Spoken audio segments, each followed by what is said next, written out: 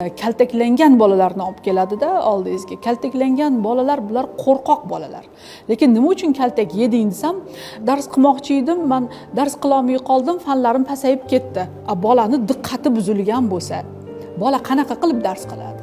Uni o'sha diqqatini tartibga keltirmaydimi ota-ona? Diqqatini buzilganligini inobatga olmaydimi? Yoki bola juda qattiq qo'rqqan, IQsi, aqliy intellekti pasayib ketadi bolalarni.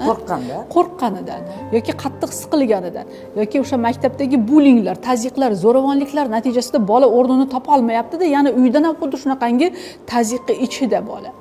Uni kaltaklab, urib, qattiq gapirib, baqirib tarbiya qilib bo'lmaydi. Demak, biz bu jarayonlarni bunda o'rganishimiz kerak. Bola bu shaxs, avvalambor bu individual, o'ziga xos va u hech kimning bolasiga o'xshashga majbur emas.